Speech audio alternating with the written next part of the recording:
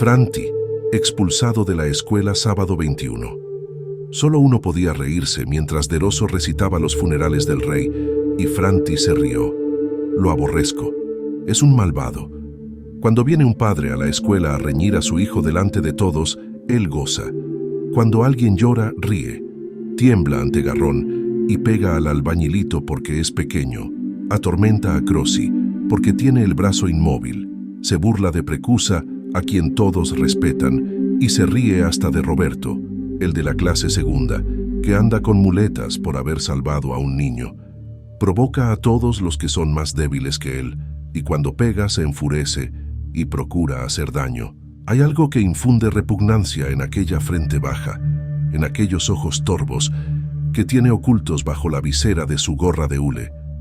No teme a nada, se ríe del maestro, roba cuanto puede, niega desvergonzadamente, siempre está de pelea con alguno, lleva a la escuela alfileres para pinchar a los más próximos, se arranca los botones de la chaqueta, se los arranca también a los demás y los juega.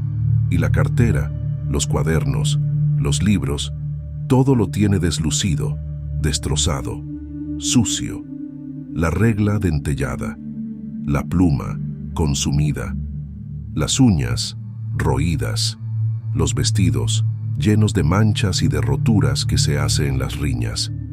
Dicen que su madre está enferma de los disgustos que le da y que su padre le ha echado de la casa 3 veces. Su madre va a la escuela de vez en cuando a pedir informes y siempre se va llorando. Él odia la escuela, a los compañeros y a los profesores. El maestro hace alguna vez que no ve sus bribonadas, pero él no por eso se enmienda, sino que cada vez es peor. Ha probado a corregirle por la buena, y él se burla del procedimiento. Le dice palabras terribles, regañándole, y se cubre la cara con las manos como si llorara, pero se está riendo. Estuvo suspenso de la escuela por 3 días, y volvió más malvado y más insolente que antes. De Rosso le reconvino: «Hombre, enmiéndate, mira que el maestro sufre con tu proceder». Y él le amenazó con clavarle un clavo en el vientre. Pero esta mañana, por último, se le ha echado como a un perro. Mientras el maestro daba a Garrón el borrador de El Tamborcillo Sardo, cuento mensual para enero, a fin de que lo copiase, puso en el suelo un petardo que estalló, haciendo retemblar la escuela como si hubiese sido un cañonazo. Toda la clase pegó una sacudida. El maestro se puso de pie y gritó: «Franti, fuera de la escuela». Él respondió: «No he sido yo», pero se reía. El maestro repetía: «Anda fuera». «No me muevo», contestó. Entonces el maestro, fuera de sí, se bajó a escape. Le agarró por un brazo y le sacó del banco. Él se revolvía, apretaba los dientes. Hubo que arrastrarle fuera a viva fuerza. El maestro le llevó casi en peso al director y después volvió solo a la clase y sentado a su mesa, cogiéndose la cabeza entre las manos, preocupado, con tal expresión de cansancio y de aflicción que daba lástima verle, dijo tristemente meneando la cabeza: «Después de 30 años de profesor». Nadie tenía alientos ni para respirar. Las manos le temblaban de ira, y la arruga recta que tiene en medio de la frente era tan profunda que parecía una herida. Pobre maestro, todos nos compadecimos de él. De Rosso se levantó y dijo: «Señor maestro, no se aflija, nosotros le queremos mucho». Entonces él se serenó algo y dijo: «Hijos, volvamos a la lección». El Tamborcillo Sardo, cuento mensual. En la primera jornada de la batalla de Custoza, el 24 de junio de 1848, 60 soldados de un regimiento de infantería de nuestro ejército, enviados a una altura para ocupar cierta casa solitaria, se vieron de repente asaltados por 2 compañías de soldados austríacos que, atacándoles por varios lados, apenas les dieron tiempo de refugiarse en la morada y reforzar precipitadamente la puerta, después de haber dejado algunos muertos y heridos en el campo. Asegurada la puerta, los nuestros acudieron a las ventanas del piso bajo y del primer piso y empezaron a hacer certero fuego sobre los sitiadores, los cuales, acercándose poco a poco, colocados en forma de semicírculo, respondían vigorosamente. Mandaban los 60 soldados italianos, 2 oficiales subalternos y un capitán viejo, alto, seco, severo, con el pelo y el bigote blancos. Estaba con ellos un tamborcillo sardo, muchacho de poco más de 14 años, que representaba escasamente 12, de cara morena aceitunada, con ojos negros y hundidos que echaba chispas. El capitán, desde una habitación del piso primero, dirigía la defensa, dando órdenes que parecían pistoletazos, sin que se viera en su cara de hierro ningún signo de conmoción. El tamborcillo, un poco pálido pero firme sobre sus piernas, subido sobre una mesa, alargaba el cuello, agarrándose a las paredes para mirar fuera de las ventanas, y veía a través del humo, por los campos, las blancas divisas de los austríacos que iban avanzando lentamente. La casa estaba situada en lo alto de escabrosísima pendiente y no tenía en la parte de la cuesta más que una ventanilla alta, correspondiente a un cuarto del último piso. Por eso, los austríacos no amenazaban la casa por aquella parte, y en la cuesta no había nadie. El fuego se hacía contra la fachada y los dos flancos, pero era un fuego infernal, una nutrida granizada de balas que por la parte de afuera rompía paredes y despedazaba tejas, y por dentro deshacía techumbres, muebles, puertas, arruinándolo todo, arrojando al aire astillas, nubes de yeso y fragmentos de trastos, de útiles, de cristales, silbando, rebotando, rompiendo todo con un fragor que ponía los pelos de punta. De vez en cuando, uno de los soldados que tiraban desde las ventanas caía dentro, al suelo, y era echado a un lado. Algunos iban vacilantes de cuarto en cuarto, apretándose la herida con las manos. En la cocina había ya un muerto con la frente abierta. El cerco de los enemigos se estrechaba. Llegó un momento en que se vio al capitán, hasta entonces impasible, dar muestras de inquietud y salir precipitadamente del cuarto, seguido de un sargento. Al cabo de 3 minutos, volvió a la carrera el sargento y llamó al tamborcillo, haciéndole seña de que lo siguiese. El muchacho le siguió, subiendo a escape por una escalera de madera, y entró con él en una buhardilla desmantelada, donde vio al capitán que escribía con lápiz en una hoja, apoyándose en la ventanilla y teniendo a sus pies sobre el suelo una cuerda de pozo. El capitán dobló la hoja y dijo bruscamente, clavando sobre el muchacho sus pupilas grises y frías, ante las cuales todos los soldados temblaban: ¡Tambor! El tamborcillo se llevó la mano a la visera. El capitán dijo: ¿Tienes valor? Los ojos del muchacho relampaguearon. Sí, mi capitán, respondió. Mira allá abajo, dijo el capitán llevándole a la ventana. En el suelo, junto a la casa de Villafranca, donde brillan aquellas bayonetas. Allí están los nuestros inmóviles. Toma este papel, agárrate a la cuerda, baja por la ventanilla, atraviesa a escape la cuesta, corre por los campos, llega a donde están los nuestros y da el papel al primer oficial que veas. Quítate el cinturón y la mochila.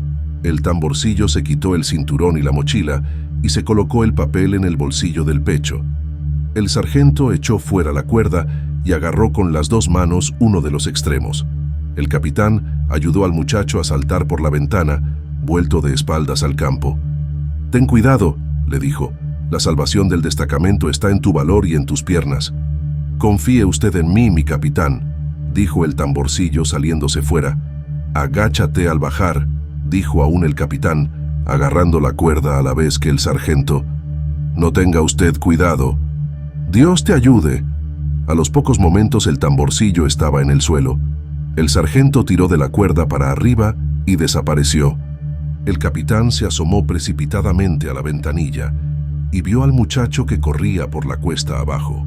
Esperaba ya que hubiese conseguido huir sin ser observado, cuando 5 o 6 nubecillas de polvo que se destacaron del suelo, delante y detrás del muchacho, le advirtieron que había sido descubierto por los austríacos, los cuales tiraban hacia abajo, desde lo alto de la cuesta. Aquellas pequeñas nubes eran de tierra echada al aire por las balas, pero el tamborcillo seguía corriendo precipitadamente. Al cabo de un rato, exclamó consternado: «¡Muerto!». Pero no había acabado de decir la palabra cuando vio levantarse al tamborcillo. «Ah, no ha sido más que una caída», dijo para sí, y respiró. El tamborcillo, en efecto, volvió a correr con todas sus fuerzas, pero cojeaba. «Se ha torcido un pie», pensó el capitán. Algunas nubecillas de polvo se levantaba aquí y allá en torno del muchacho, pero siempre más lejos. Estaba a salvo. El capitán lanzó una exclamación de triunfo, pero siguió acompañándolo con los ojos temblando, porque era cuestión de minutos. Si no llegaba pronto abajo con la esquela en que pedía inmediato socorro, todos sus soldados serían muertos, o tenían que rendirse y caer prisionero con ellos. El muchacho corría rápidamente un rato, después detenía el paso cojeando. Tomaba carrera luego de nuevo, pero a cada instante necesitaba detenerse.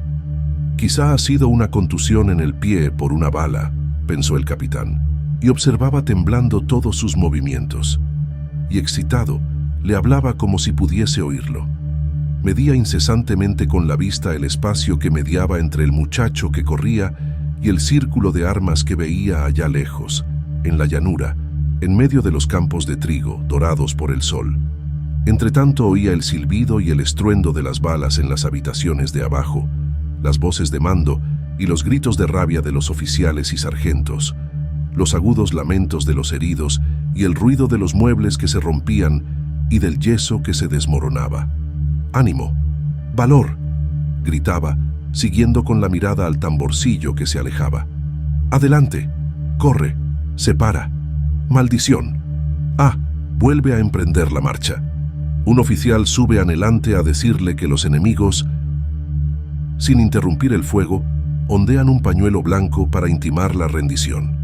«¡Que no se responda!», gritó el capitán sin apartar la mirada del muchacho, que estaba ya en la llanura, pero no corría ya, y parecía que desalentaba al llegar. «¡Anda! ¡Corre!», decía el capitán apretando los dientes y los puños. «Desángrate, muere desgraciado, pero llega». Después lanzó una imprecación horrible. «¡Ah! El infame holgazán se ha sentado». El muchacho, en efecto, que hasta entonces se le había visto sobresalir, la cabeza por encima de un campo de trigo, se había perdido de vista, como si se hubiera caído, pero al cabo de un momento, su cabeza volvió a verse fuera. Al fin se perdió detrás de los sembrados, y el capitán ya no lo vio más. Entonces bajó impetuosamente. Las balas llovían, los cuartos estaban llenos de heridos, algunos de los cuales daban vueltas como borrachos, agarrándose a los muebles.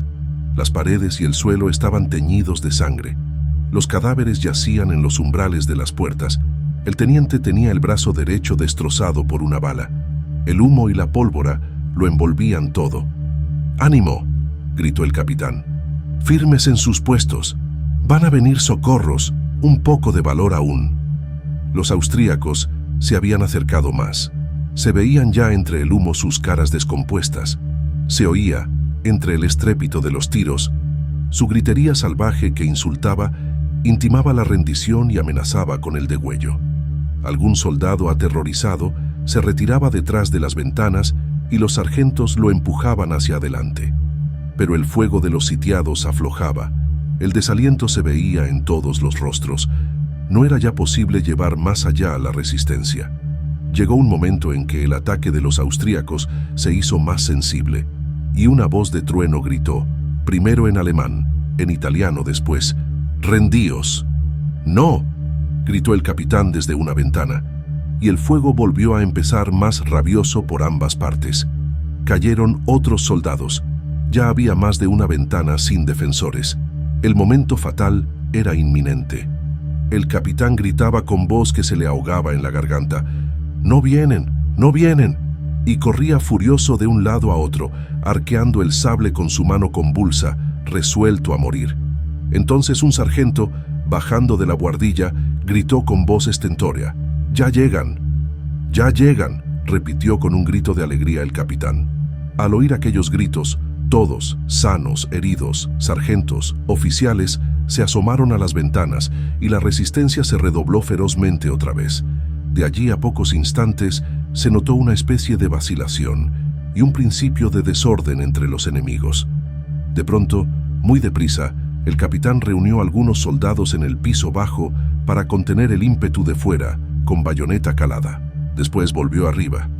Apenas llegó, oyó un rumor de pasos precipitados, acompañados de un «hurra» formidable, y vieron desde las ventanas avanzar entre el humo los sombreros bicornes de los carabineros italianos, un escuadrón a escape tendido y un brillante centelleo de espadas que hendían el aire en molinete por encima de las cabezas, sobre los hombros y encima de las espaldas. Entonces, el pequeño piquete reunido por el capitán salió a bayoneta calada fuera de la puerta. Los enemigos vacilaron, se revolvieron y al fin emprendieron la retirada. El terreno quedó desocupado, la casa estuvo libre y poco después 2 batallones de infantería italianos y 2 cañones ocuparon la altura. El capitán, con los soldados que le quedaron, se incorporó a su regimiento, peleó aún y fue ligeramente herido en la mano izquierda de una bala rebotada en el último ataque a la bayoneta. La jornada acabó con la victoria de los nuestros, pero al día siguiente, habiendo vuelto a combatir, los italianos fueron vencidos a pesar de su valerosa resistencia por mayor número de austríacos, y la mañana del 26 tuvieron tristemente que retirarse hacia el Mincio. El capitán, aunque herido, anduvo a pie con sus soldados, cansados y silenciosos, llegaban al ponerse el sol agoito sobre el Mincio. Buscó enseguida a su teniente, que había sido recogido con el brazo roto por nuestra ambulancia y debía haber llegado allí antes que él. Le indicaron una iglesia, donde se había instalado precipitadamente el hospital de campaña. Se fue allí. La iglesia estaba llena de heridos colocados en 2 filas de camas y de colchones extendidos sobre el suelo. 2 médicos y varios practicantes iban y venían afanados, y oíanse gritos ahogados y gemidos. Apenas entró el capitán, se detuvo y dirigió una mirada a su alrededor en busca de su oficial. En aquel momento se oyó llamar por una voz apagada muy próxima. «¡Mi capitán!». Se volvió. Era el tamborcillo. Estaba tendido sobre un catre de madera, cubierto hasta el pecho por una tosca cortina de ventana, de cuadros rosa y blancos, con los brazos fuera, pálido, demacrado, pero siempre con sus ojos brillantes como 2 ascuas. «¿Cómo? ¿Eres tú?», le preguntó el capitán admirado pero bruscamente. «Bravo, has cumplido con tu deber». «He hecho lo posible», respondió el tambor. «¿Estás herido?», dijo el capitán, buscando con la vista a su teniente en las camas próximas. «¿Qué quiere usted?», dijo el muchacho, a quien daba alientos para hablar la honra de estar herido por primera vez, sin lo cual no hubiera osado abrir la boca ante aquel capitán. Corrí mucho con la cabeza baja, pero aún agachándome me vieron enseguida. Hubiera llegado 20 minutos antes si no me alcanzan. Afortunadamente, encontré pronto a un capitán de Estado Mayor, a quien di la esquela, pero me costó gran trabajo bajar después de aquella caricia. Me moría de sed, temía no llegar ya, lloraba de rabia pensando que cada minuto que tardaba se iba uno al otro mundo, allá arriba. Pero en fin, he hecho lo que he podido, estoy contento. Pero mire usted y dispense, mi capitán, que pierde usted sangre. En efecto, de la palma de la mano mal vendada del capitán corría alguna gota de sangre. ¿Quiere usted que le apriete la venda, mi capitán? Deme un momento. El capitán dio la mano izquierda y alargó la derecha para ayudar al muchacho a hacer el nudo y atarlo. Pero el chico, apenas se alzó de la almohada, palideció y tuvo que volver a apoyar la cabeza. «Basta, basta», dijo el capitán, mirándolo y retirando la mano vendada que el tambor quería retener. «Cuida de lo tuyo en vez de pensar en los demás, que las cosas ligeras, descuidándolas, pueden hacerse graves».